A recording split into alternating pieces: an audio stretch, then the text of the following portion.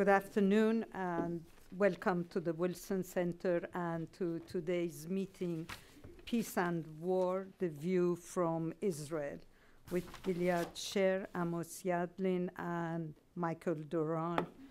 I'm Hale Esfandiari and I run the Middle East program at the center.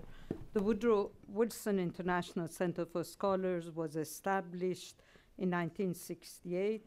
It's a nonpartisan center which aims to unite the world of ideas with the world of policy by supporting preeminent scholarship and linking that scholarship to issues of concern to officials in Washington.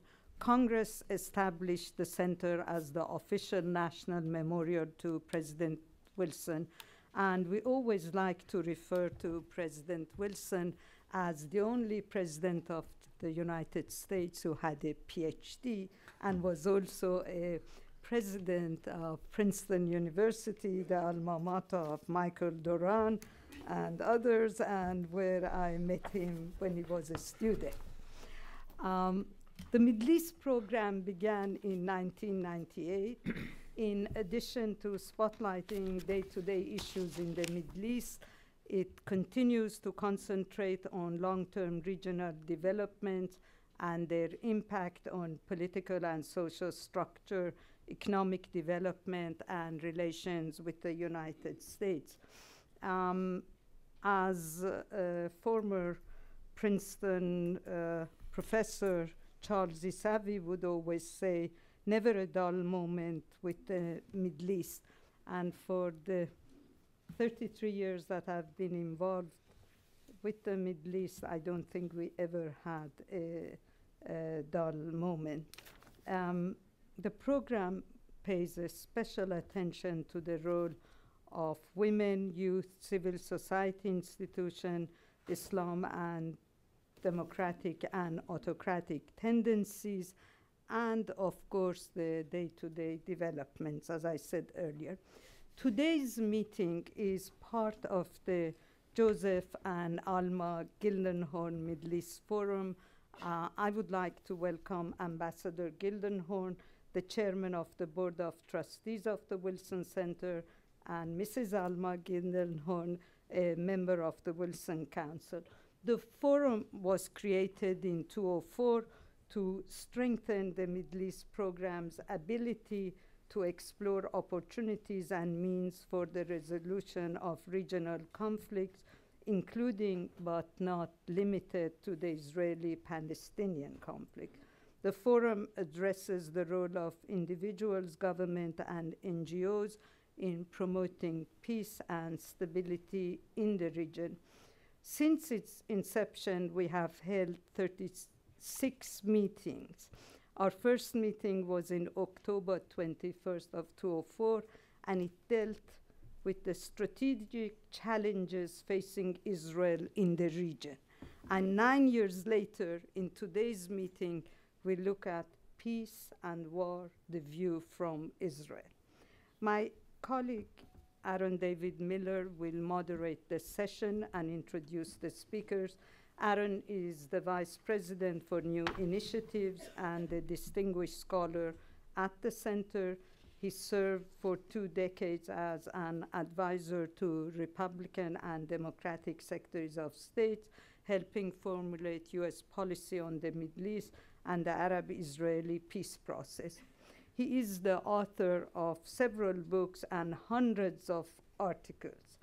He's also the author of the forthcoming book, Can America Have Another Great President? As you see, he took time off from the Middle East to write this book. But fortunately or unfortunately, my region, the region I come from, casts a spell on those who work on it, and you can't take off from it for too long. So Aaron is back dealing with the Middle East. With this, I would like to give the floor to Aaron, and special welcome to both our speakers. Oh, thank you so much for the rebalance or pivot to Asia. I suspect it'll be all Middle East all the time for quite a while. I want to welcome Gilad, Michael Doran, and Amos Yadlin. They couldn't be here at a more fortuitous time. Amos is the director of the Institute for National Security Studies and a former head of Israeli military intelligence. Gilad is former chief negotiator and chief of staff for Ehud Barak. We worked together very closely on, unfortunately, an ill-fated enterprise in July of 2000 at the second Camp David. Gilad is also presiding over a fascinating Center for Applied Negotiations with which the Wilson Center is partnering, and they're involved in some very interesting activities, including the completion of a prepared 1,600-page volume on the history of the Israeli-Palestinian and I assume Arab-Israeli negotiations. It's for limited circulation, I'm assuming, Gilad. That's right. I'd really like a copy. It's too heavy. I can't imagine a more fortuitous time to be having this session, Peace or War, the View from Israel. Rarely, I think you'd all agree, have we seen a more complex period in the Middle East where there aren't just one moving parts, but scores moving in tandem, many not in the right direction. And over the last several weeks, there's been a head-spinning series of events, a U.S.-Russia framework agreement on Syria's chemical weapons, the visit of the newly elected president of Iran, and a meeting, I'm not sure it's taken place yet, supposed to take place between the President of the United States and the President of Iran, the first since Jimmy Carter, I'm told. This is not my area, engaged with the Shah. That in itself is quite remarkable. Whether or not these developments have longevity, how substantive they are, that's one of the subjects we're going to address today. There are four critical issues facing the United States in this region. Iran, the issue of changes within the Arab world, the specific issue of the Syrian civil war and the crisis that it has caused, and of course the problem of the much too promised land, what to do about the Israelis, and the Palestinians. These are critically important for the United States, but they're also critically important to the state of Israel in a way that they cannot be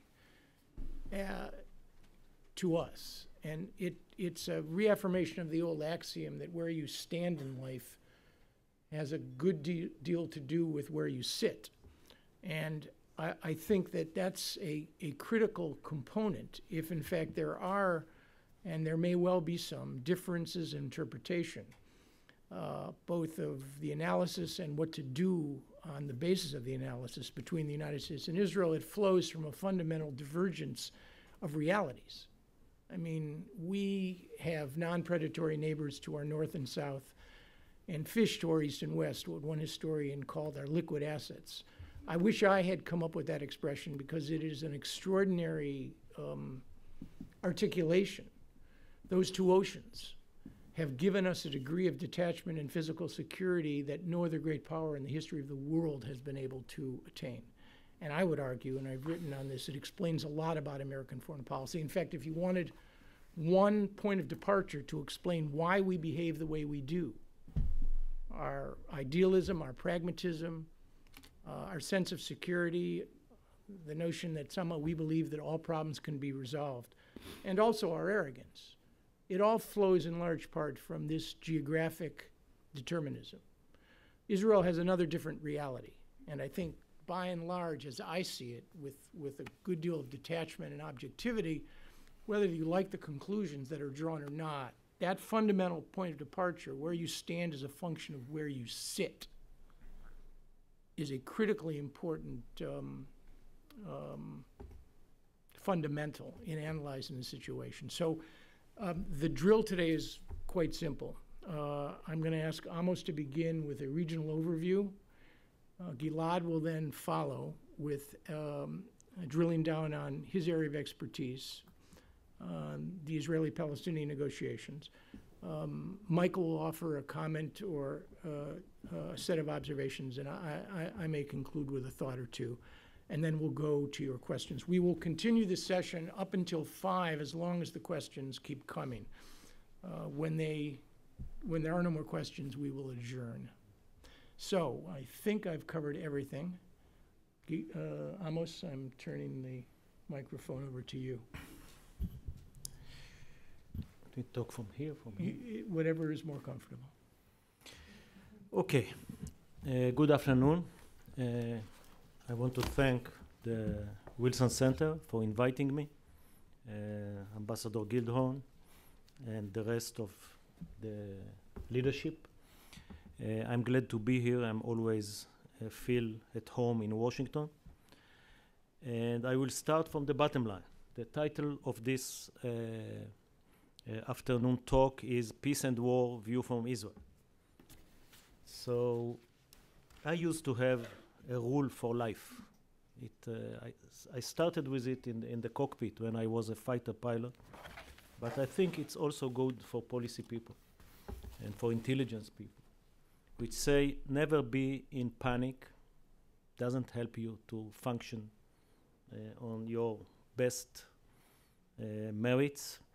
Never be in euphoria, because euphoria is also bring you to a wrong place. And be slightly paranoid. This is the best state of mind. So don't be in panic. There will be no war. Don't be in euphoria. There will be no peace. And we continue to be paranoid slightly on living in a neighborhood which is a tough neighborhood. It is a tough neighborhood. We really deal with the same critical issues that you describe that the administration is dealing with. Iran, Syria, Egypt, the negotiation with the Palestinians. I think we even have very similar strategic goals and objectives. Both of us don't want to see Iran become nuclear, military capabilities. Both of us want the civil war in Syria to end and Syria to become less of a dictatorship and more of a democratic Western orientation state. Both of us want Egypt not to be on one hand a radical Islamic country, on the other hand a military dictatorship. Both of us want to see peace between Israelis and the Palestinians. We do have different assessment how to reach to these goals and what's the right policy to reach these goals. I never asked the Prime Minister what he thinks about the priorities, but you don't have to be talking to him to understand that if you ask the Israeli Prime Minister, what is your priorities in dealing with so many problems, it will be Iran number 1, Iran number 2, Iran number 3, and then Syria, Egypt, and the Palestinians. So let me go with the order of the Prime Minister, and I was quite satisfied to see that you put Iran as well on the top of the list. There are basically 4 discussions about Iran before what everybody is afraid of, before an Israeli attack on Iran will be launched. And the 4 discussions are going in this order. First of all, can Israel do it? Because if Israel cannot do it, why to discuss it at all? Second discussion is, if you really come to the fork between the 2 unpleasant, grave alternatives of Iran with the bomb or bombing Iran, what is more dangerous? What is more with more negative consequences for Israel? Because once again, if you think that bombing Iran is more dangerous than Iran with the bomb, Israel will not launch the attack. The third question is, are we really in the fork? Are we really have to choose between these two alternatives, or we do have still a third option that was not fully investigated and promoted forward to solve the problem, not to live with the bomb or to bomb Iran. Last but not least, we have to look to our main ally, maybe the only ally, which is the United States of America, and see that we never ask for a green light, but we have to see that the red light is not too shiny. And there is some understanding that maybe this is the best way to solve the problem that America in this stage in history maybe cannot solve. So the four discussions are continuing in Israel in the last 4 years, maybe more than 4 years. I will not discuss here on the record the issue whether Israel can do it or not. I will say only 3 words. It is doable. Israel can do it. And we are not thinking in terms of full-scale war, invention of a country, removing of regime.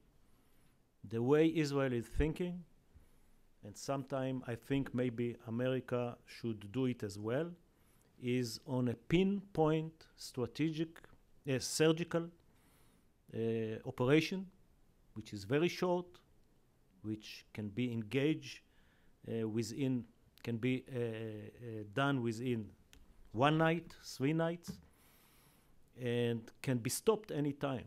This is the beauty about air power. Once you launch the airplanes, they are landing back and they are back home. So this is issue number 1 concerning Iran. On the issue of the bomb or the bombing, anybody who listened to the Prime Minister in the last 4 years understands that he already decided that the bomb is much more dangerous to Israel. He will not allow history that in the time of his prime ministership, Iran will have the bomb. He spoke many times about the analogy between Nazi German and the Iranian regime, an open declaration on the need to destroy the Jewish people or the Jewish state. Nobody take it seriously. The international community is dealing with other issues. And unlike the Holocaust, now the Jewish people can deal with it. So the Prime Minister have decided in this discussion. Still, he is not in our political system, in the constitutions that we don't have, in the law that we do have, war can be declared only by the government, not by the Prime Minister. So we have to convince his government. Are we in the fork? For many years, many around the Prime Minister argue with him that we are not there yet, that should give more time for diplomacy, more time for regime change, more time for a shadow war that nobody take responsibility for, that may stop, not with bombing, the Iranian program, more time for sanctions, and so on and so forth. The Prime Minister, due to the fact that Israel have not attacked until now, was convinced, and he haven't launched the attack. But very soon the discussion will be on the government agenda once again. And the Prime Minister is going to be much stronger with his arguments. Assuming Rouhani was not elected, I think his arguments were fully convincing. The fact that Rouhani was elected, I think will give more time to say we are not yet in the fork. Let's see what will happen with the charm campaign from Iran what will be the American offer on the table, and whether the deal that will be reached, if reached, is a deal you can live with. The issue of the United States, as I say, Israel never asked the United States to fight for it. Not in 48, not in 56, not in 67, not in 73, never. And Israel will act upon its vital interest if it will feel that it has to act.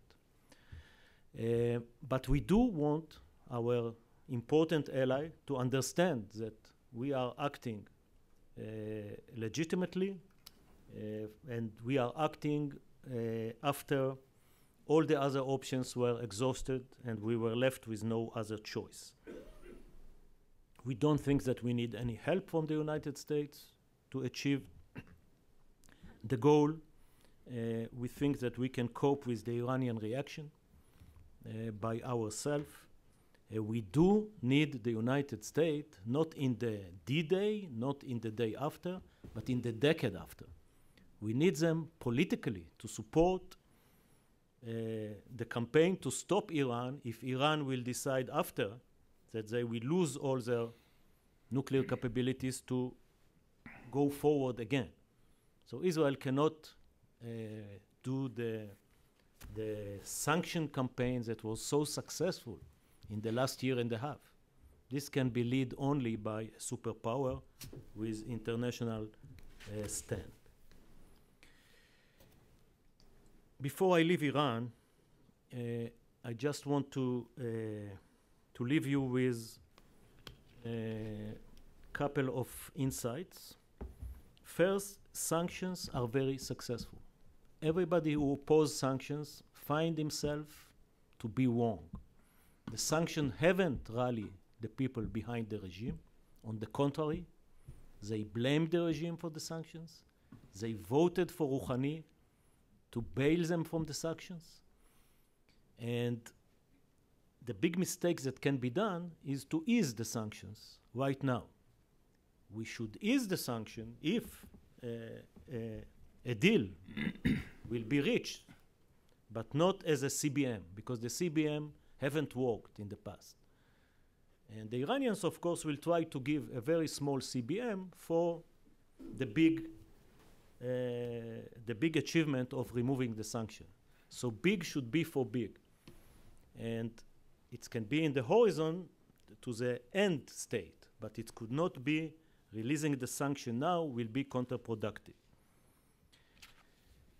Last but not least is the assumption that if Iran will be attacked, and I have to emphasize I am not pushing for that. On the contrary, I think diplomatic solution is the right solution. But diplomatic solution cannot be achieved if the military threat will not be credible. The Iranians are reading very well. They are not only writing in Washington Post, they are also reading the Washington Post and the New York Times. And they understand that America is very, very much putting on the table a military option that they are not so reliable, not so credible. And the only way to reach a diplomatic solution is by having credible military options that you really believe in, and you don't put it only for the protocol. Syria. What is happening in Syria, to my mind, is showing for everybody how much cynical is the world, how much interests are coming before values, and how much it is dangerous to be weak in the Middle East. The lesson for Israel is, once again, don't rely on anybody, don't think that anybody will come to help you, and 100,000 people are killed, and nobody really cares. The fact that they were killed with conventional weapon, which is bullets, bombs, rockets, doesn't have any effect 1,500 people killed with gas has more effect, but it's very cynical. Israel, vis-a-vis Syria, draw a very clear red lines. Anybody who shoot to the Golan Heights from Syria, and we don't care whether it's Bashar forces or the rebels, we immediately shoot back. And I think after a very short time, they have learned that shooting towards Israel or launching towards Israel is not a good idea. We also drew a very clear red line about transferring of weapons from Syria to Hezbollah. It's very interesting what happened, that Syria used to be the strategic back, the strategic Oref? Front. Office Chazir. The opposite of what? The backyard, the Back back front. office. Yeah, the yeah. backyard. So the rear. They were the strategic rear for Hezbollah, keeping all the advanced weapons they got from Russia and from Iran for a future war in Lebanon. Suddenly, the Syrians figure out that Lebanon is a strategic rear for themselves. So they start to transfer all the advanced weapons to Hezbollah to Lebanon. It's an Iranian precise ballistic missiles. They can hit Tel Aviv. It's the Russian Yachont, which is a surface to sea advanced missiles against ships and navy. It was air defense, very advanced Russian air defense, SA-17, SA-22, and chemical weapon. So Israel declared that any time that it will see a movement of advanced weapon from Syria to Lebanon, it will be unacceptable. There is an argument in Israel about what is better for Israel in the future Syria. There is one school of thought that say, we know Assad, it's better the devil we know than the devil we don't know. Assad brought stability to the Middle East. The border on the Golan Heights was quiet, and we are not formally supporting anybody, but we will not be sorry if Assad will stay. There is another school of thought, which I have part in it. I wrote 2.5 years ago a piece that say it's better the devil you don't know than the devil you know. And I still thinking that strategically for Israel, if Assad goes, it is much more preferable. But before I go to policy and strategy, I'm going to ethics. And I think he's a murderer, dictator, slaughtering of his own people, and he should go. But even strategically, it's good for Israel. This excess of radicalism that go from Tehran to Damascus to Beirut to Gaza. And on this axis, money is moving, ideology is moving, advanced weapon is moving, training, and this will be broken in the middle if Assad goes. And it's important to Israel that there will not be a free passage from Tehran to Beirut, that in Damascus will be a different regime, a Sunni regime, that I think will not cooperate with Iran and Hezbollah, because as we speak, the Iranians and the Hezbollah forces are killing the Sunnis in Syria. Egypt. Here, there is no two school of thoughts in Israel, only one school of thought. The change in Egypt in the last summer was positive.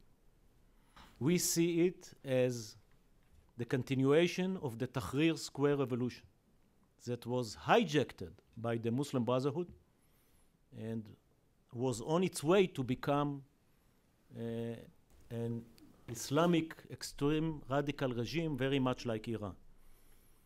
Morsi never mentioned the name of Israel. He called us pigs and monkeys. Never met any Israeli delegation. And we thought that Egypt went to the wrong direction. Fortunately, we weren't the only one who thought that. 20 million Egyptians have the same idea. I remind you that only 14 million voted for Morsi. And they went to the streets, and together with the military, there is no deny that they have done it with the military, but they decided that Morsi is not the right leader, and we agree with them. We think that Egypt should not put us in a, you have to choose between a military dictatorship to a radical Islamic state. There is a roadmap. We have to push them to go along the roadmap that will bring back democracy to Egypt. But we are sleeping better at night when the Muslim Brotherhood is not holding the power in Egypt and some other people are doing it. Last but not least is the Palestinians. I will very quickly move it to Gilad. I just want to say that we really appreciate the efforts of Secretary Kerry. He was able to move the Israelis and the Palestinians to negotiations that were needed long ago, and nobody believes that he will be able to bring the two leaders to decide on it. But here is a caveat. It's much easier to bring them to the negotiation because each one of them didn't want to be perceived in Washington as the ones that negotiation haven't started. Nobody want to lose the blame game. The price was too high. But the price of reaching an agreement will be much higher. And the chances of having an agreement at the end of the 9 months are unfortunately very low. The 9 months are going to be looked at. You have to look at them in 3 stages, each one of them 3 months. The first 3 months, which we are now approaching, is the time that only the Israeli and the Palestinians are negotiating. And the chances of achieving peace between the Israelis and the Palestinians are very low. So low as my chances to win the lottery if I haven't buy the ticket. The second 3 months, 4 to 6, I think the American ambassador, Ambassador Indyk, a good friend of ours in the think tank community, will step into the room, and the chances that he will be able to bring the Israeli and the Palestinians to agree are like me winning the lottery if I buy a ticket. So very slight, but not zero. The most important part will be in the last 3 months, which I think at that time we'll have to look into important points that may be developed. One, that the United States of America will put a plan on the table. Once again, both sides may reject it, but it will have it will be a powerful move. Second, that everybody will understand that the final resolution of the conflict is not possible, but some kind of interim agreement will be achieved with principles to the final resolution at the horizon, at least to make the two sides more comfortable that they are not going to stay in this interim agreement forever. I will stop here and I will move the microphone to Gilad Sher a senior researcher in my institute and a very good friend. And he's my lawyer as well.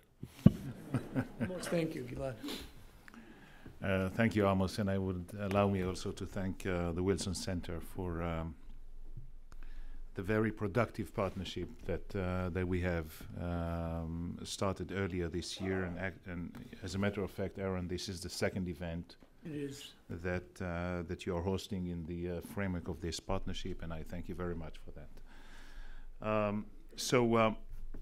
The view from Israel after the Arab Spring, or should we say the Islamic winter, that Amos described in the aftermath of the Syrian chemical weapons crisis and the uncertainty and instability around us altogether, Egypt, Jordan, a bit less, the soft-spoken Rouhani, who has yet to prove correlation with his country's race for military nuclear capacity, and the ongoing, quite discreet, cautious negotiation process between Israelis and Palestinians, led by Secretary Kerry. Where does it find us in terms of a permanent status agreement or an end of conflict and the finality of claims between Israelis and Palestinians? I would say that, and I agree totally with Amos in his assessment, that there are very, very long odds.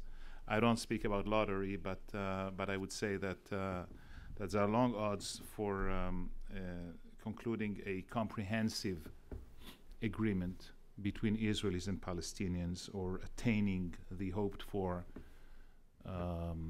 end of conflict, resolving all the core issues simultaneously within this time frame of 9 months, 7 left, I believe. And despite the fact that, the contour in broad lines is well known to all of us since the Clinton parameters, December 2000, and more so since we are very well aware of Prime Minister Olmert's proposal to Mahmoud Abbas in 2008. More or less, what Olmert proposed was 6.5% annexation of the West Bank territory against a consideration of 5.4% of land swaps, an international regime over the old city of Jerusalem, and practically no return of Palestinian refugees into Israel proper, with a very strong security arrangements, a context, and a series of guarantees to Israel's security. Less than that, I don't think that is a starting point for the Palestinians. So, is there really a realistic hope for a better environment for Palestinians and Israelis as a result of this negotiation round? Maybe, but there is a very, very high risk for failure as well. Why is that? Because the gaps are wide. The mistrust is total. And as a matter of fact, when you ask Israelis or Palestinians whether they do believe in the two-state solution, the majority of them would say yes. But when the next question comes, and it is, do you believe that it is attainable, achievable throughout the negotiation process, the majority of both Israelis and Palestinians say no. So there is this controversial problem here that we have from an Israeli perspective, try to analyze and see how we move forward. For Israel, there is a need for a reality of two states for two people, because the long-term national interest of Israel is definitely to secure its future as a democratic nation state of the Jewish people. And that could be done only throughout disassociating or disengaging from the Palestinians throughout an agreement, but even in the absence of an agreement. And I will talk about that in a minute. The fundamental values of the State of Israel, the values upon which it has been established, of freedom, of equality, of respecting the minorities, of living in peace and in coexistence with its neighbors, those fundamental values need to have boundaries surrounding a Jewish majority and a democracy in order to prevail. And this could be done only throughout the two-state solution. So the current negotiation process, which I'm very much for, because I am an advocate of dialogue, but I'm also an advocate of the gradual approach. We need to have some gradual layers to be put one upon the other, one above the other, in order to proceed towards our objectives, national objectives. And I think that the gradual process, as well as the dialogue, they both have benefits for all parties concerned. But I'm here to speak about the Israeli perspective. I believe that we need to recalibrate the expectations, and we need to focus on what's attainable. You know that when President Obama visited Israel in March, he said, peace is doable, peace is essential, and peace is just. And it only could be achieved throughout negotiations. That's right. But the question is, what are the objectives or the aims of these negotiations? And I believe that we do need to speak about transitional agreements, interim agreements, partial, phased, gradual agreements that little by little will take us closer to the two-state reality, even in the absence of the full-scale comprehensive agreement on permanent status. And if we do set clear objectives and quite modest benchmarks along the way, I'm not dividing it into chunks of 3 months each, but I do see a development throughout this process towards a dynamics that provides a kind of momentum towards even a partial agreement at the end of this process is better than no agreement, and is better than no negotiations. So we do need to have some kind of a transitional agreement, for instance, on borders, settlements, security arrangements, statehood, economy, water. Yes, you're right, it does not cover the 4 major core issues: Jerusalem, refugees, security, and territory. It does not. It covers only 2 of them. But in a state-to-state fashion, we can continue the negotiations on the 2 main sticking core issues, that Jerusalem and refugees. And believe me, to negotiate with a state is for Israel much better than to negotiate with the Palestinian Authority or with the PLO. I believe that we need also, in terms of the Israeli perspective, to look at some other complementary and alternative steps to be taken, and to create a policy that provides a plan B, or a contingency plan for the negotiated agreement. We need to work simultaneously on two major political efforts. The first one is, of course, the negotiations. Within the terms that I've just, and the parameters that I've just described. So we need to pursue this negotiated solution. But at the same time, I believe that we need also to take constructive, unilateral, independent steps that have as a purpose to delineate the borders and to promote a regional situation of two states for two people. Now, I would say it's not in one shot that we do this. Israel should plan it and should implement it gradually in a way that is examining the impact of each step once it is taken, before taking the next one.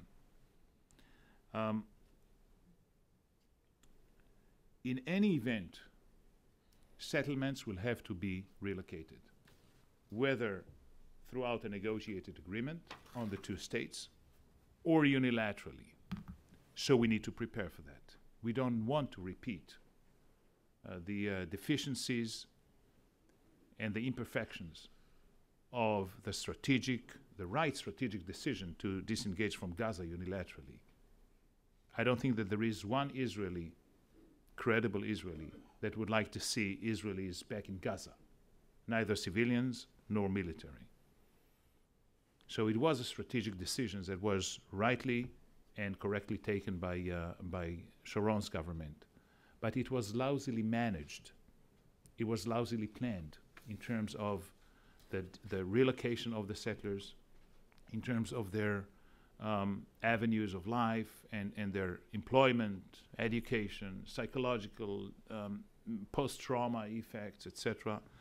And this needs to be taken into consideration. So first, I would ask the Israeli government to consider a statement that would be given that, diplomatically, that we do not have long-term sovereignty claims over the vast majority of the West Bank. We do want to incorporate, as mentioned in George W. Bush's letter to Ariel Sharon, Prime Minister Ariel Sharon, we do want to incorporate the large settlement blocks within Israel proper, that's for sure. And that's about 80% of the settlers already would be incorporated as part and parcel of the State of Israel within its boundaries, recognized boundaries. But we do not have sovereignty claims over, let's say, what's eastwards of the security fence. So that's number one. And then we can stop construction in these settlements. We don't need to continue building in the settlements that are eastwards of the fence, that are not to be part and parcel of Israel under an agreement or under any kind of unilateral step taken by Israel to delineate its boundaries and design its boundaries. Number two, I believe that we could start planning for the relocation and the absorption and the compensation of about 100,000 settlers. That's about 80,000 to 100,000 that will have to be relocated because they reside currently outside of the settlement blocks. They reside currently outside of the security fence. So let's plan in order to do it correctly this time. It will take time. Planning takes time. Construction takes time. Planning and zoning takes time. So let's start doing it now. And it will serve either a negotiated agreement or an independent step taken by Israel in case that Israel decides upon its sole exclusive discretion that it is about time to have exhausted all the negotiation avenues, and it's about time to take this step in order to secure its future as a Jewish democratic state. So this deployment of about 100,000 settlers is based upon planning. It's based upon legislation. We need to legislate voluntary evacuation, compensation, relocation, absorption law that would allow those who are willing to be relocated today, disregarding an agreement, to get back to Israel. There's about 30,000 of them, according to very, very recent reliable polls. And we have to plan how to still preserve our IDF presence and our security control over areas that will be evacuated from settlers. No more simultaneous evacuation of both civilians and military as we did in Gaza, and we found Hamas in this vacuum immediately. Now, this is one of the projects that, by the way, that the Center for Applied Negotiations is currently doing within the Institute for National Security Studies, is what are the modalities and the parameters for Israel to stay tuned security-wise in the territories after an evacuation, partial, independent, or even agreed upon, of settlers from the isolated settlements. I'm not going to speak about the Palestinians, but we all know that Hamas has been dramatically and seriously weakened in the last year due to several reasons, and we still have the very critical schism within the Palestinian Authority and within the Palestinian political system, within the Palestinian society, between Gaza and the West Bank, between Hamas and Fatah. So I believe that we need to look at the times we are living now as a kind of a transitional decade, starting with the Arab Spring and now with the negotiations with the Palestinians. We have a lot of concerns. Some of them were described by Amos Yadlin. But we also have some opportunities, because some of the threats that Israel faced, conventional threats that Israel faced, have diminished. And I think that Israel should take a greater initiative in its policy while still maintaining a very low profile in terms of avoiding unnecessary mistakes in this problematic neighborhood. And we should identify some temporary partners on the Sunni axis, the moderate ones, the Saudi Arabia, Egypt, the Gulf states. We should initiate channels for discussions within the area with the influential state and non-state actors throughout social networking, throughout Track 2 channels, throughout deniable channels, non-governmental bodies, and people-to-people initiatives. And I think that we should convey our willingness to, in principle, to recognize the Arab Peace Initiative as a basis for launching the talks between us and moderate Arab partners. All this is external, but internally, we need to have a discourse, an internal Israeli, I would even say Israeli Jewish discourse about what Zionism means from the Israeli Zionist perspective in the 21st century, and what are the common denominators that have the upper hand over the dividing and the controversial elements in our national thinking and national vision that we could build upon in order to secure our future. So decisions are there to be made. waiting to be made. It is very questionable whether politically either Benjamin Netanyahu, our prime minister, or Mahmoud Abbas, the Palestinian leader, have the political power, if I'm wrong, and an agreement is reached, whether any of them has the political power to have the agreement endorsed in his own constituency. It's a big, big question mark upon that. But nevertheless, Israel has to be proactive, has to take the initiative, and doesn't have to be a reactive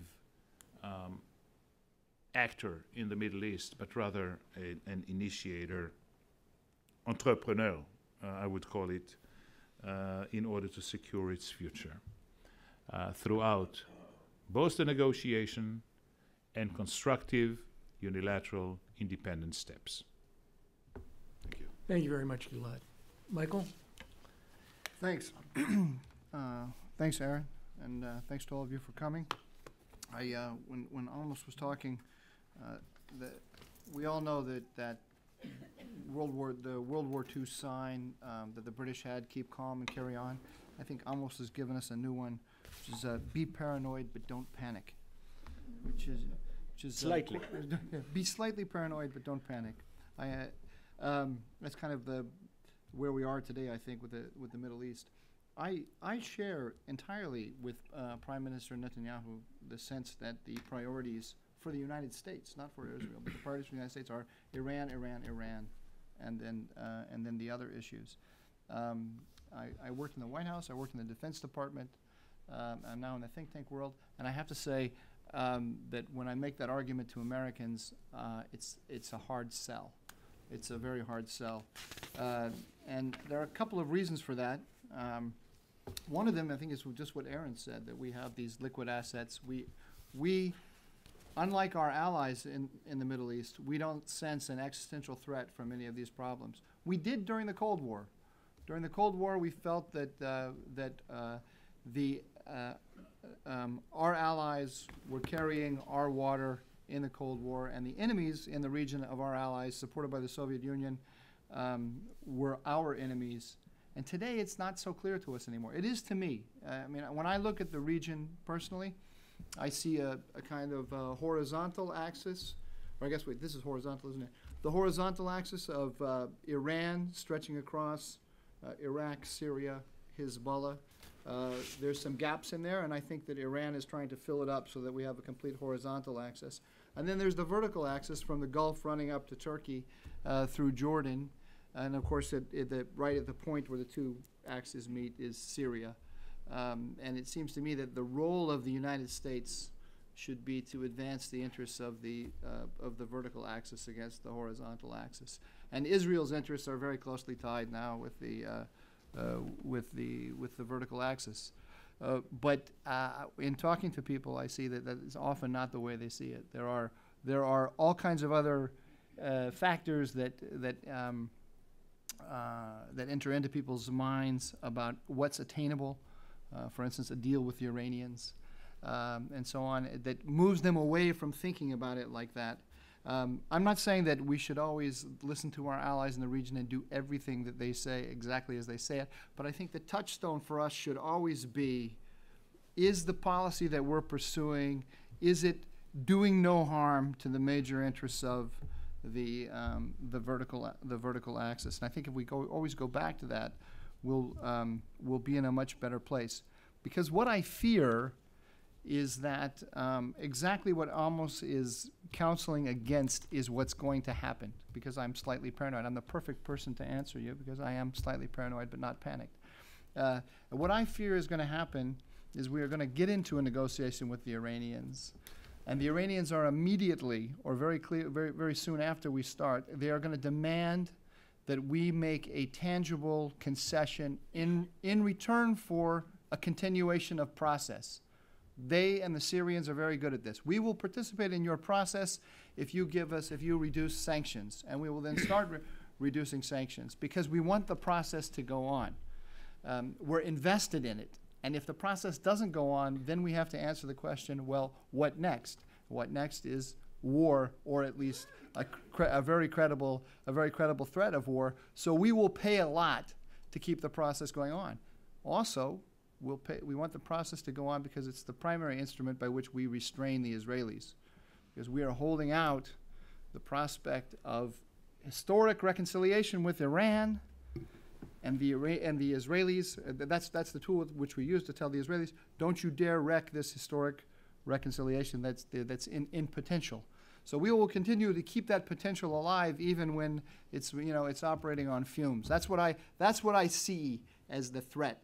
The other threat, of course, is that we accept a very bad deal and say it's a great one.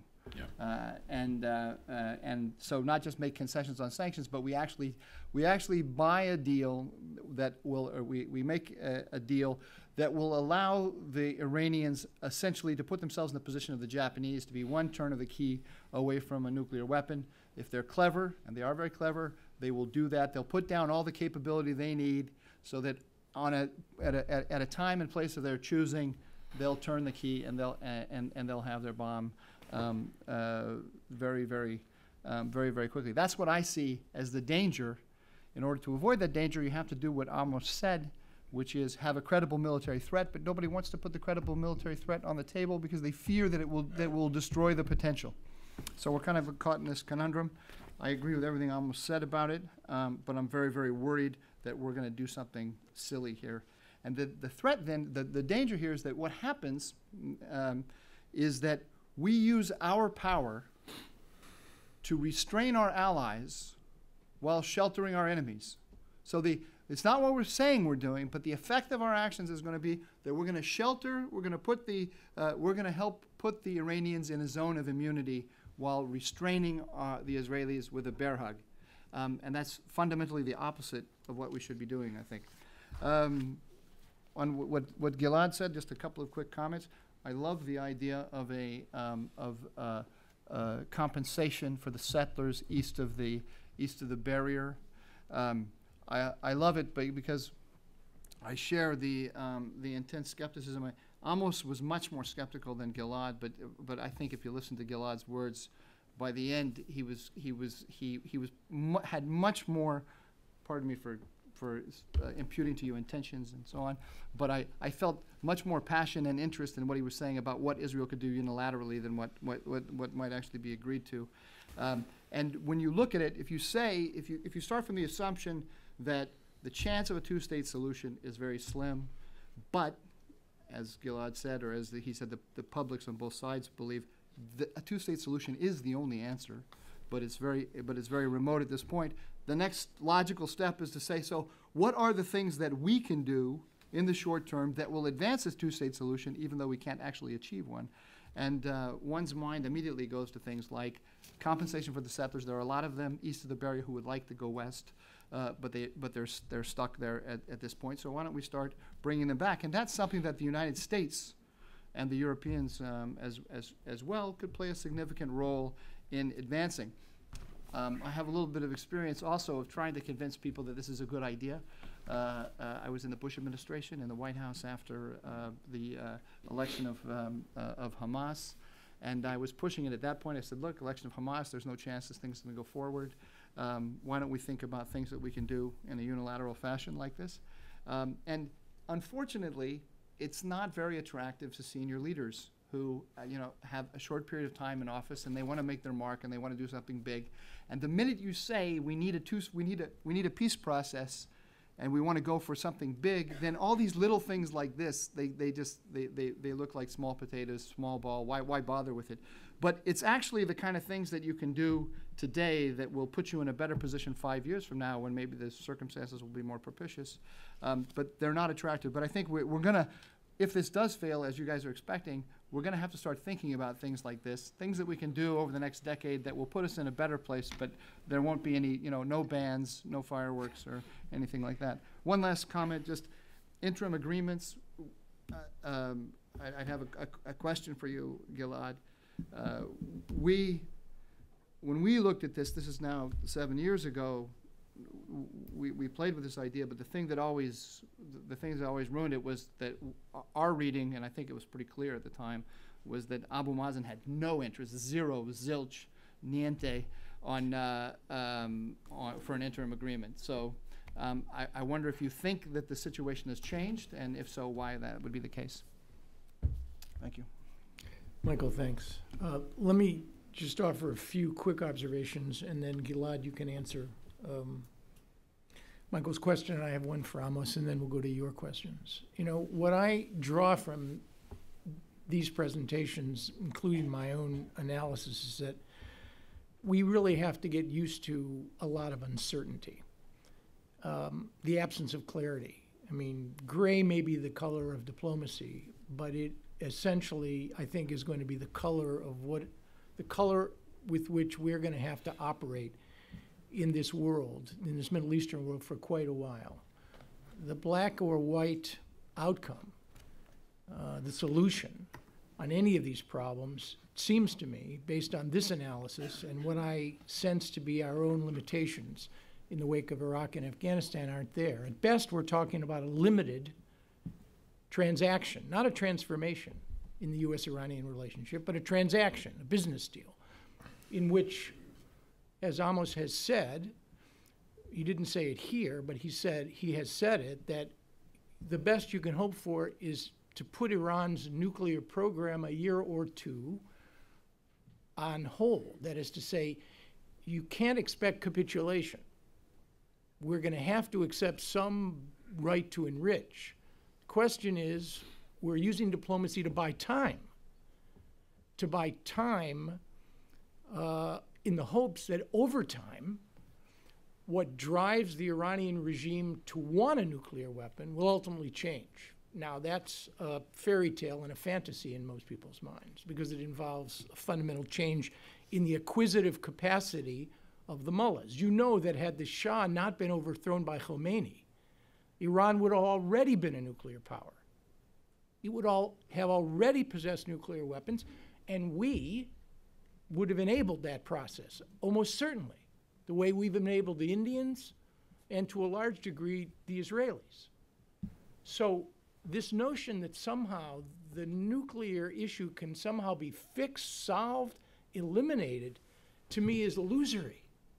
It is truly illusory. Even a military strike would at best set the program back 3 to 5 years if we did it. So this level of uncertainty is annoying, it's disconcerting, but I think it's a reality. Second, and this is an editorial comment, so forgive me. This region hates transformations. And it hates them when they come from the outside, even worse. The Middle East is littered with the remains of great powers who over centuries believed they could impose their will for whatever reason on these small tribes. And the history of this region shows the wreckage of these schemes and dreams and illusions. And I'll only cite 2 examples, both of which we were responsible for. One I have intimate knowledge of. It was less costly than the other that I'm going to cite, but one came from a Democratic administration. Gilad knows it very well. We were there together. 13 days in July of 2000. A summit that was ill-advised, ill-timed, ill-conceived, and never could have succeeded. It was transformative in nature instead of transactional. And the second, of course, is one of the reasons we're having this discussion. One of the reasons that we are now extricating ourselves from the 2 longest and least profitless wars in American history, where the standard for victory was never could we win, but when could we leave? And that problem, that metric, extrication, is what haunts the process of Syria, and it will haunt our view of whether or not to use military action against Iran as well, because the relationship between the application of American military power and the end game, whatever the end game is intended to be, is highly questionable, highly uncertain in the minds of many Americans who have become their own best analysts. And finally, and let's be clear, we have a president, one of only 17 who have been elected to a second term in the history of the United States, who is far more focused, and I'm not critical of this, far more focused on the middle class than he is on the Middle East.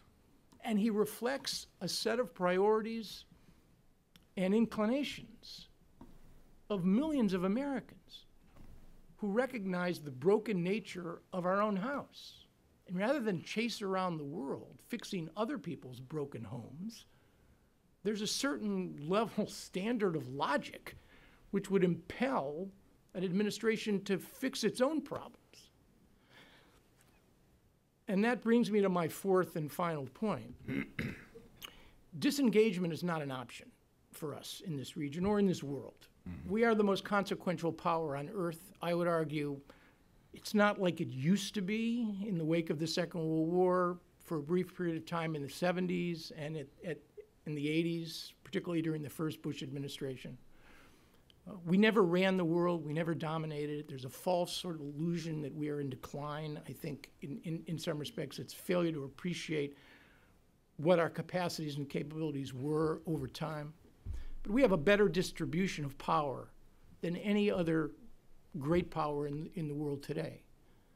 A better distribution of political, economic, military, and soft power than any other single power, and we are going to maintain that advantage for a long time to come.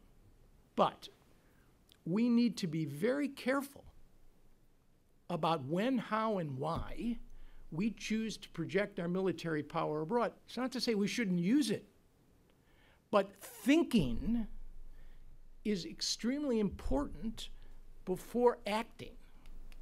And as elemental a concept as that is, at Camp David, we didn't think this through. And I doubt, frankly, and Michael can disagree with me if he wants, whatever thought processes were at work in the second Bush administration about the advantages of invading Iraq, there wasn't much thought to the end game.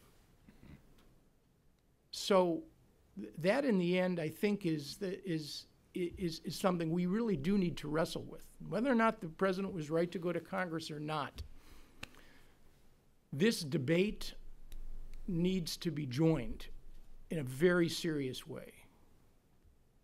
So with that, Gilad, you can answer Michael's question, and I have one for Amos.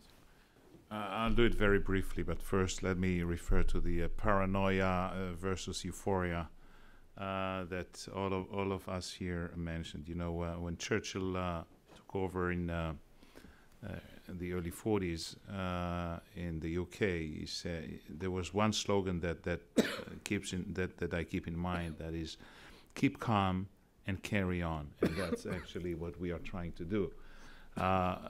You know, we need you Americans, we need the American administration to keep us on track, to keep us on the rails in terms of being hands-on, imposing upon us a process of negotiations in the context of the Israeli-Palestinian issue. And we need a binding process, a very clear one, a very continuous one, and we need you to stay the whole course with us. Now, if you do that, and if you depict the end or final agreement contour on the wall in the negotiation room, then we strike a chance to have interim agreements and transitional agreements agreed upon on the way towards reaching that, if we have a credible, reliable negotiation process, which was not always the case in terms of the American administrations, the presidents, including the ones that were concerned with the Israeli-Palestinian cause. And if you do have the final status, vision or context clear to the parties, and clear to the parties, it means that America says this is where we lead to, then of course a combination of transitional and interim agreements and constructive unilateral steps is quite desired. Now, for Israel, permanent status agreements is always considered as interim for the Palestinians. And for the Palestinians, it's quite the opposite. They refer to the interim agreements as the final agreements that Israel wants to achieve. And I think that Abbas, even in the context of a temporary, provisional, interim agreement, could achieve a lot. He could achieve statehood, independence, attributes of sovereignty, security, a state that has something between 51 to 90% of the West Bank land, and a clear process leading ahead towards permanent status. That should be enough for him to agree to that. Amos, Iran, would you be willing to lay out for us a negotiated deal, just briefly, that you believe would be acceptable to this Israeli Prime Minister and the State of Israel on the nuclear issue? First of all, I need to correct what you have said, that I'm willing to have the Iranians on hold. This is exactly what I'm not willing to accept, because the Iranians on hold mean that they are 5 minutes from the bomb. This watch should be taken backward 2 hours, which means 2 years. And this is a big difference, because putting the Iranians on hold could be a very good option in 2003, when President Rouhani was the chief negotiator. At that time, the Iranians has basically non-nuclear capabilities. Maybe 100 experimental centrifuges were spinning, not any significant kilograms or amount of enriched uranium. And on hold was a good idea, because the clock was in 1 o'clock. Now, after 10 years, the clock moved forward, and the Iranians have all the capabilities, all the ingredients needed for a bomb. They only have to make the decision. And if the supreme leader, and by the way, he is the one who's doing the decisions in Iran, not the president, will call his expert tonight and will tell them, go to the bomb, it's a matter of few months. 3 months if you're an analyst in Tel Aviv, within the range of the missiles, and maybe 6-8 months if you are analyst not far away from here in McLean. So the problem is how to make sure that the Iranians will not use an agreement, whatever will be the parameters, to buy back, to release from the sanctions, and then on the right timing, when another crisis will be in the world, maybe in Pakistan, North Korea, some economic disaster somewhere, they will stop the agreement, they will stop the inspection, and will go to the bomb in a very, very short time.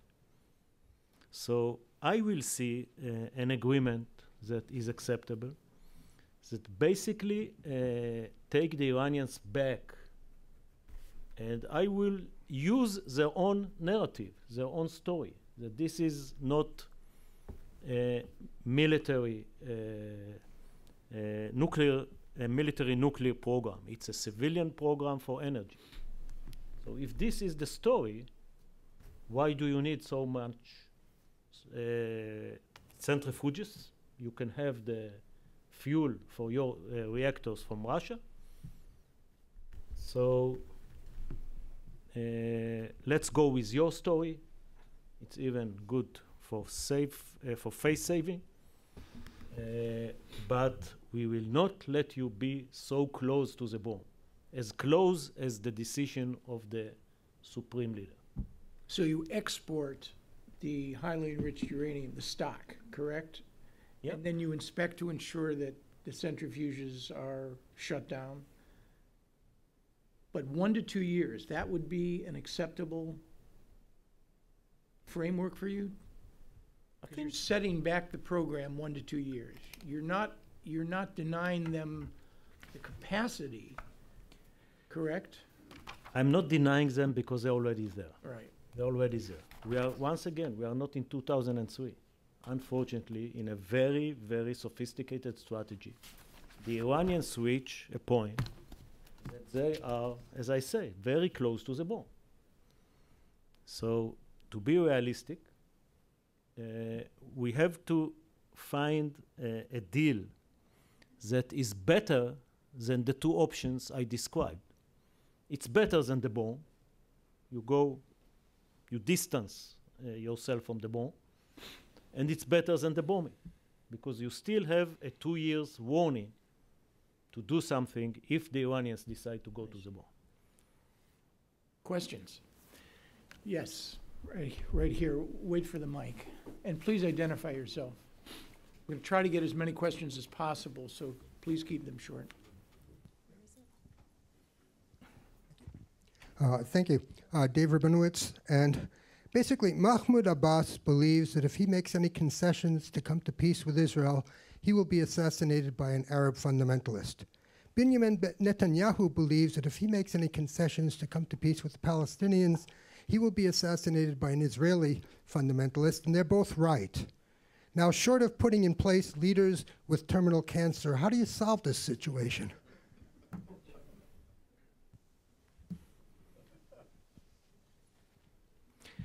Yeah, I think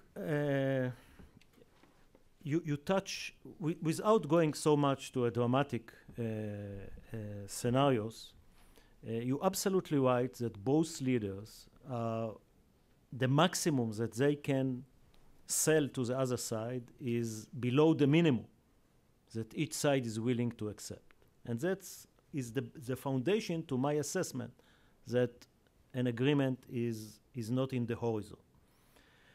But as an Israeli, I do think that we should shape the future of our country and our borders, even if the Palestinians are not willing to negotiate or are not willing to reach an agreement.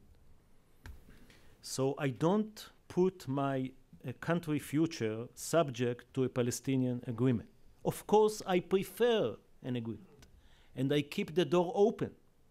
But as Gilad described it, we think that we have to move forward.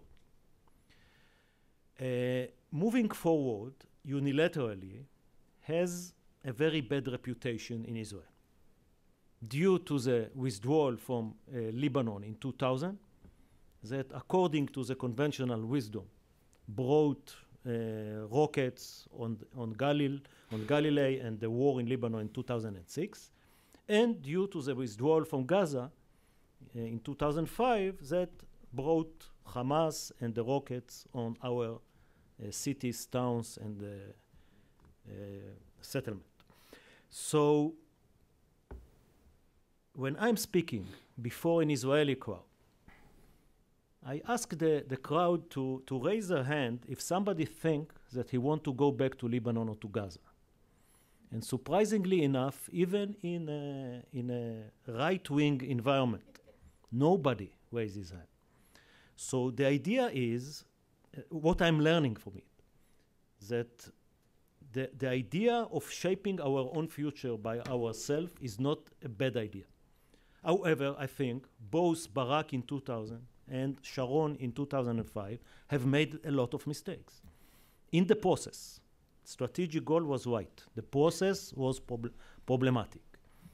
As somebody who came from Air Force culture, which every afternoon in the squadron briefing room, you brief your own mistakes. We have to brief the mistakes. And let me give you like 4 mistakes of Sharon. I have 10, but we don't have time. First one, he did it unilaterally and unilaterally only.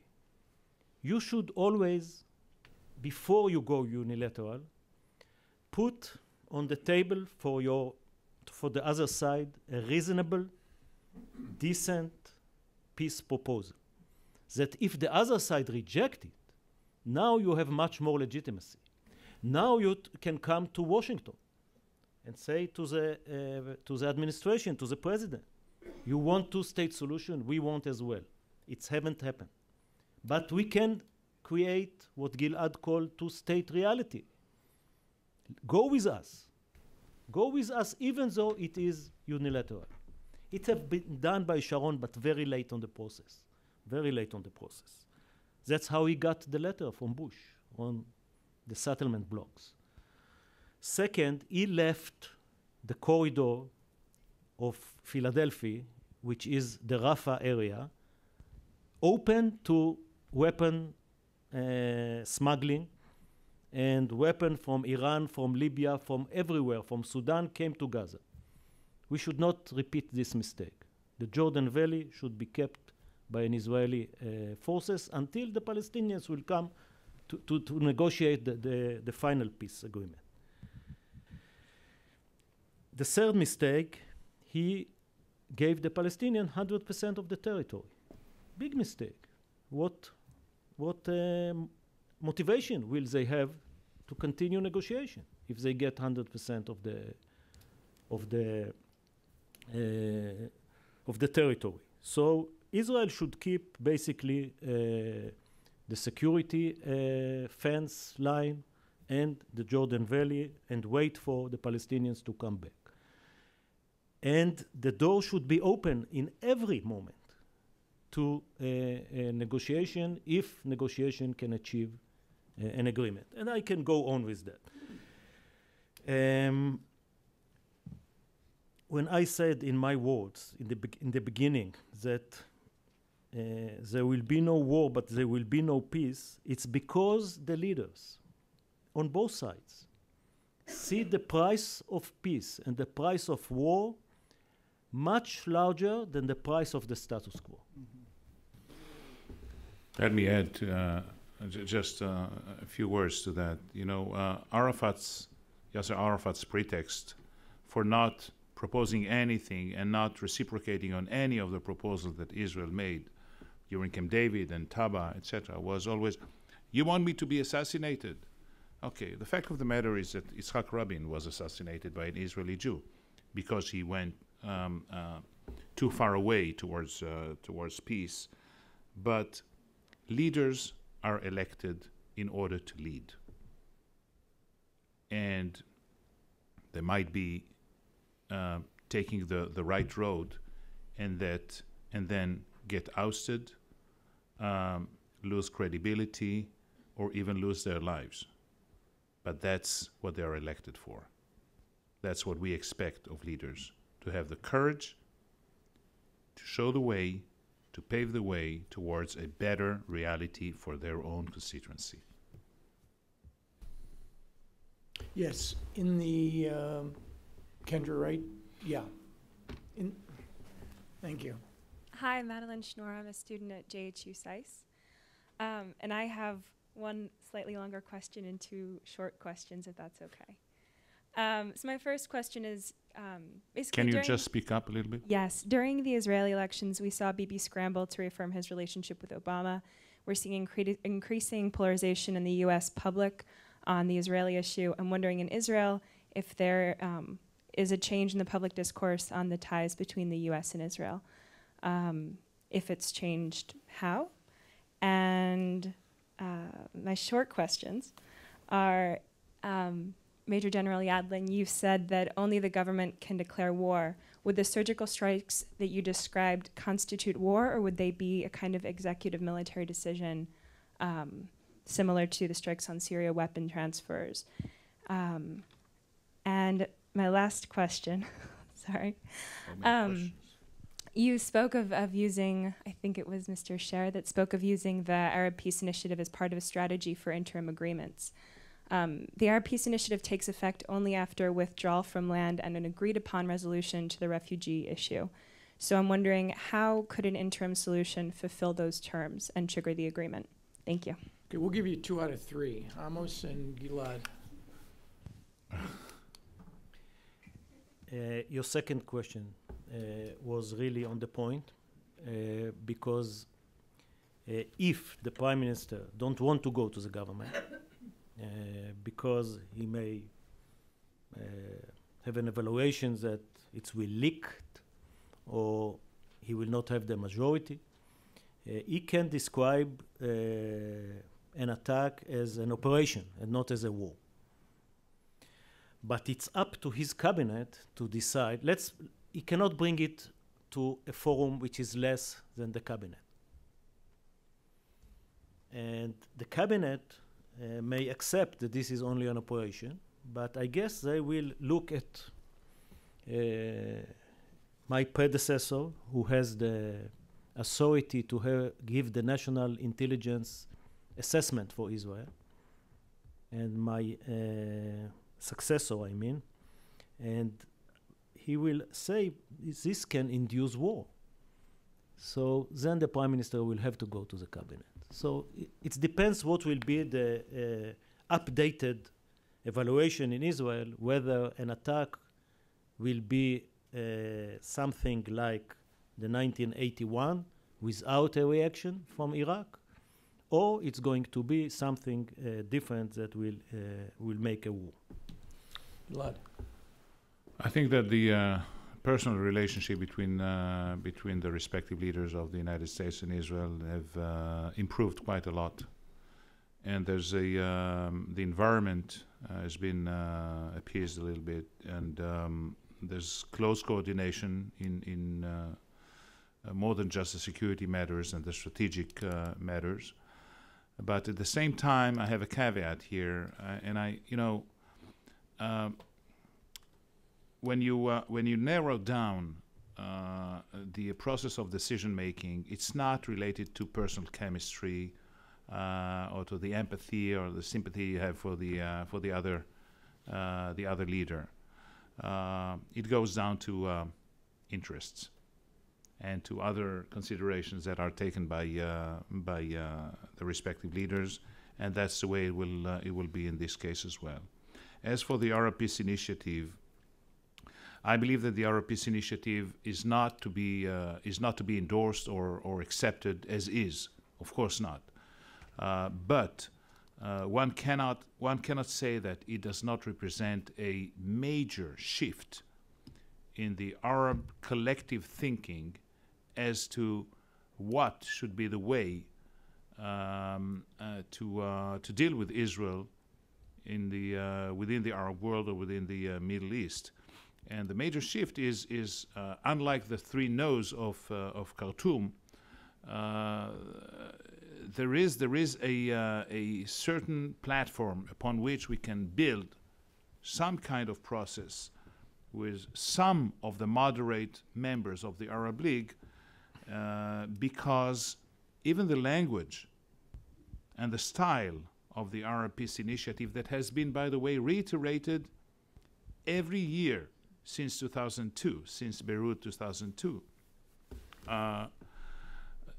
It does not dictate anything. It proposes a series of parameters for normalization of relationship between Israel and the 22 members of the Arab League. What I see as an advantage of dealing with the regional approach as well, and not just a bilateral Israeli-Palestinian one, is that there are some issues in which the Arabs would be even more flexible than the Palestinians on Israeli-Palestinian core issues, namely borders and Jerusalem, and the trade-offs that Israel could get out of this participatory process of certain members of the Arab League are quite interesting and worth exploring. Hello.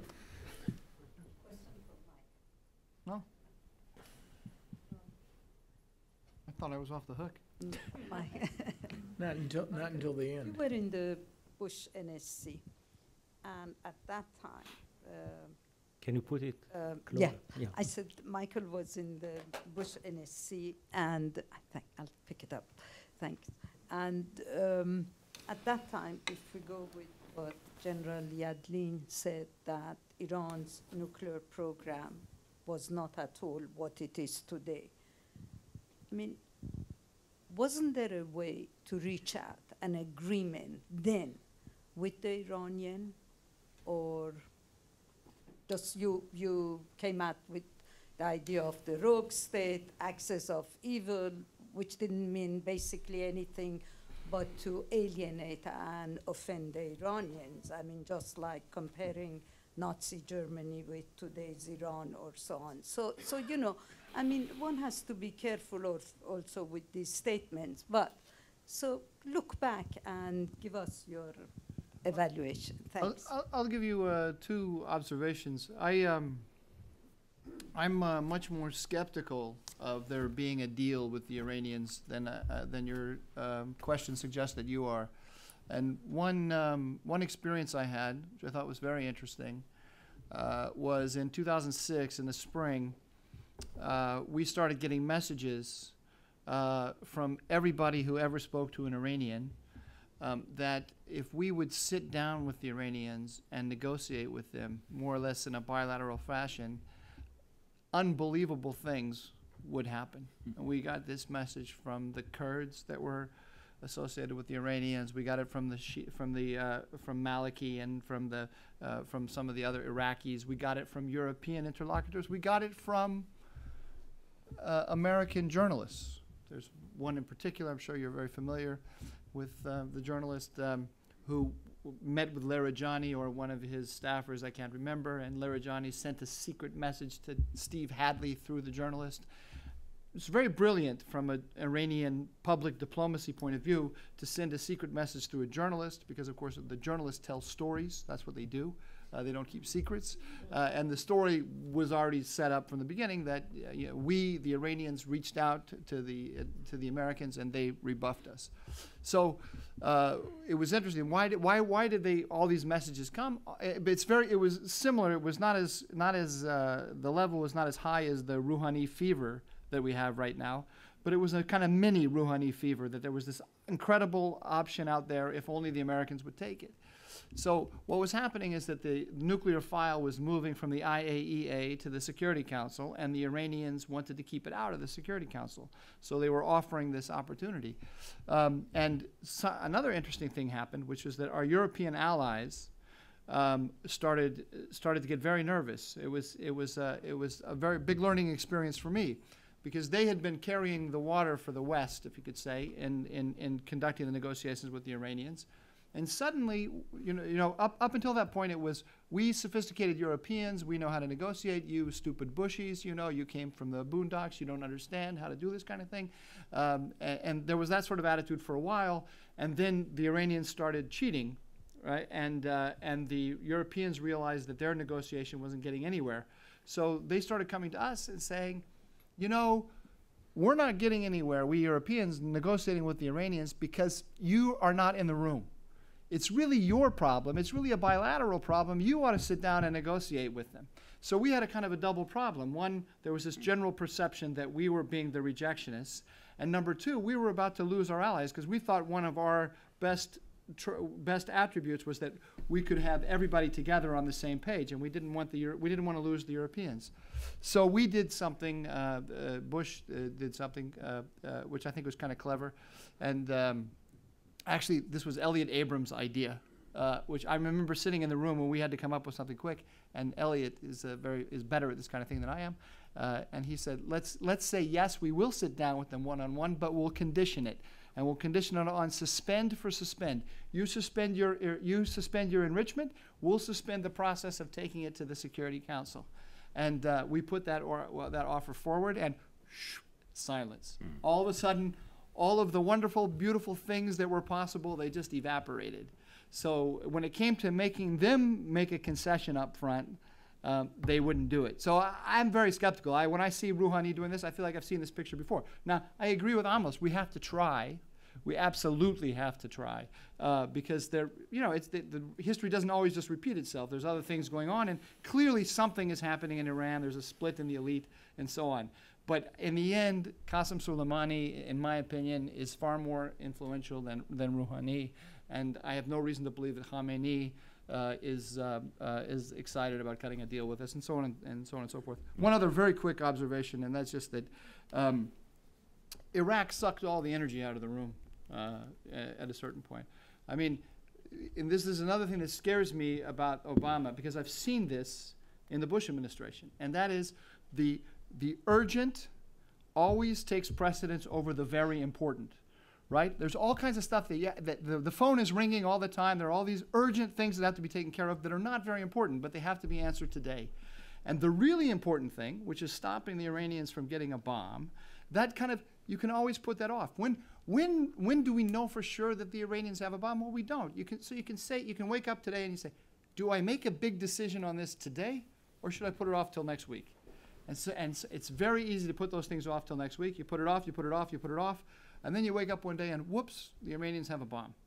And I watched Bush do that. Bush knew. I used to sit with the advisors, and the State Department would say, "Oh, Mr. President, we've got this fantastic process going on, and look, we got a sanctions resolution in the Security Council, and so on." And Bush would say, "This is great. I'm glad we have this wonderful process, but I want to know how we're going to achieve our aims. How are we going to win?" Right? And of course, they could never answer that question. So I know Bush knew it. But he didn't want to go down in history as the mad bomber, bombing every country, left and right. And so at a certain point, he decided my successor has to deal with this. And I suspect that President Obama is going to stand before that exact same question, the urgent and the important, and he's going to put off the important for the urgent. For his successor. For his successor. The Iranians are willing to come to agreement only when they feel that there is Gilad went with Churchill. I'm going with Teddy Roosevelt. Speak softly, but carry a big stick. And in 2003, there was a big stick.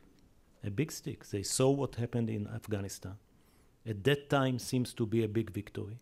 They saw what happened in Iraq. At that time seemed to be a huge victory. In 8 weeks, America have done what Iran was unable to do to Saddam Hussein in 8 years. So they were very concerned, and they agreed to freeze the program. Unfortunately, in 2005, they understood that Bush is not going to bomb any other country, and they are smart. They understood it very quickly.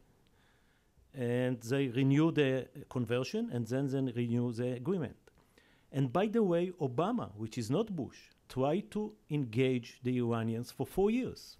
It haven't worked because there was no leverage there. Why the Iranians are now coming? Because sanctions are very, very painful. Very painful. Inflation is 40%. Devaluation of the real is 70%. No? Went more? Okay. Iran is in a very bad situation. So when you have the right leverage, the right big stick, they are coming to negotiations. They are very good merchants. You know it better than me. Yes, right over here. Thanks, Kendra. My name is Stephen Shore. Wonderful presentation. My question is, suppose the supreme leader were to negotiate with the Israelis, try to establish diplomatic relations, and agree to a long-term contract of supplying Israel with oil. Would that defuse the crisis, and even if it meant... we don't need that anymore. Even if it meant that the... We have enough natural gas and oil right now. I mean, we became almost independent in terms of energy. No, I found would normalized diplomatic relations defuse, even if it meant that they were 1 minute away from developing a bomb, defuse the crisis?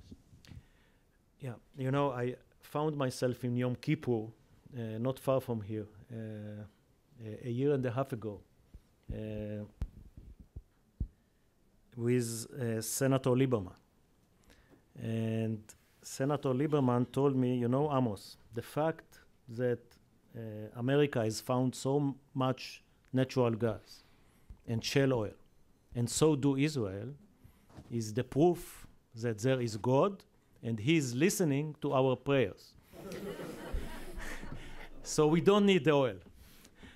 But if Iran tomorrow will declare that whatever Ahmadinejad, Khomeini, Khamenei declared in the last 30 years, that Israel should be erased off the map, and it's not a legitimate state, and they recognize us, we don't even need a diplomatic relation. Just we are not anymore developing nuclear weapons to destroy Israel.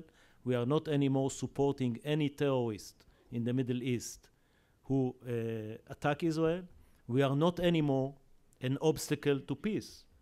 Because if we reach peace with the Palestinians, those who will destroy it will be the Iranians through their proxies, Hezbollah, Hamas, Islamic Jihad.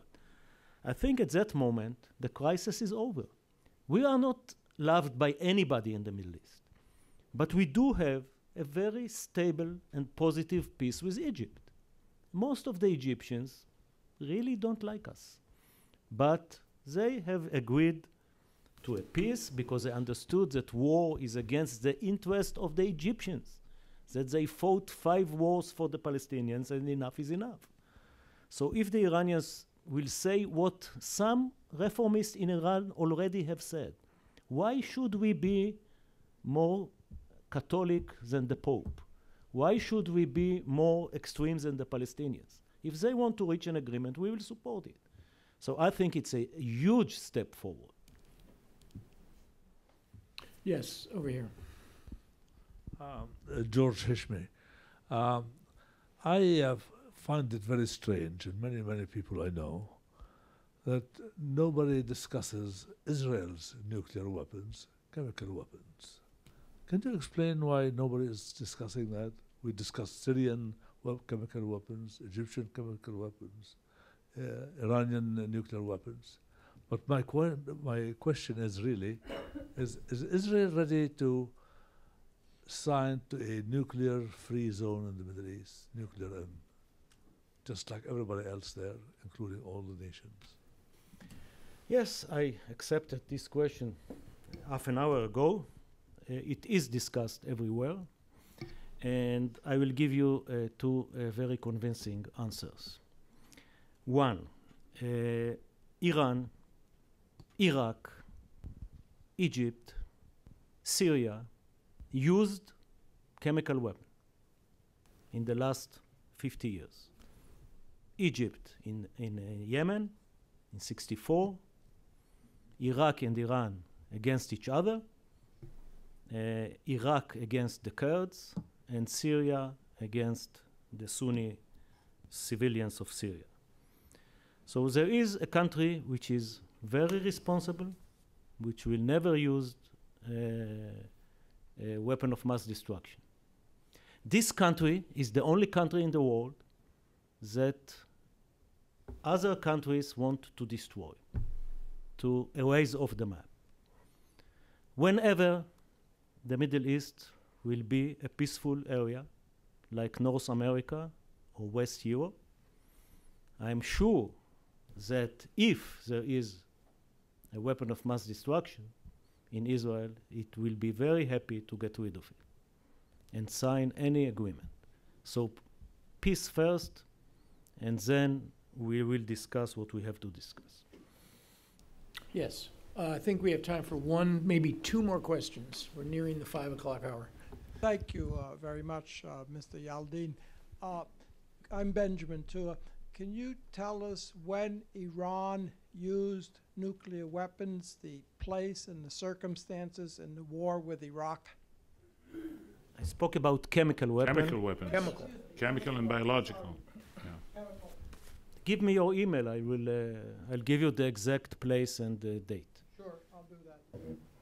All right, last question. How about way in the back?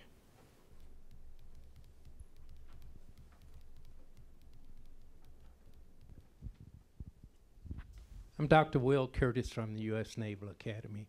And specifically, Mr. Miller and for the rest of the panel, First I want to congratulate the Wilson Center on this panel because it fits right in with my research.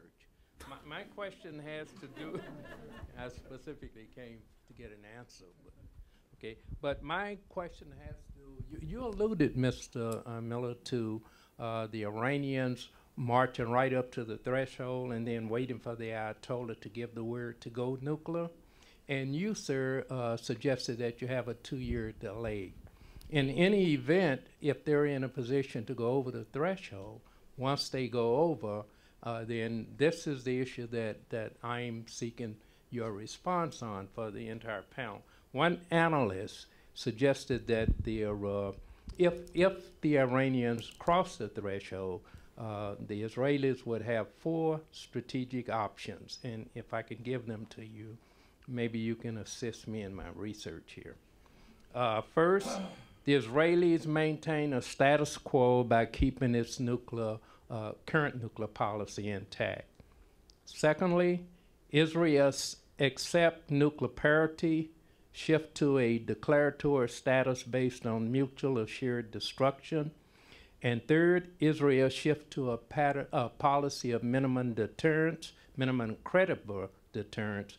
And third, well, in that case, they would develop a second strike capability. And fourth, Israel resorts to international arms control. I mean, this is a matter of strategy and very technical. The issue of a nuclear weapons capacity versus actual weaponization.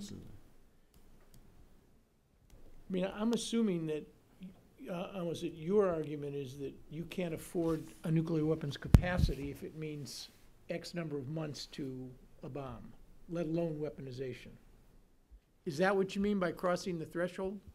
No. Mr. Miller alluded to a strategy I think the Iranians will adopt is develop their capability to the point where all they have to do is do as you suggested. Japan has the capability to actually produce the weapons.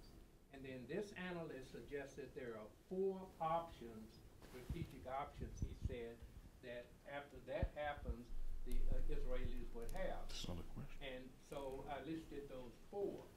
So it's predicated upon them having crossed the threshold. Now, what would the Israeli strategic options be? I think I'd defer to Amos on that. He would have the... I prefer that you will answer it. I think that no, with all due respect, it's a fascinating question, but I think to do justice, Amos isn't going to do justice to this. Gilad isn't going to do it either, and I'm not sure I have the expertise to do it. So, I mean, maybe we can, you and I can talk about this later, and we can figure out where you may, in fact, be able to get an answer to your question. I'll tell you where he could go to Ken Pollack's...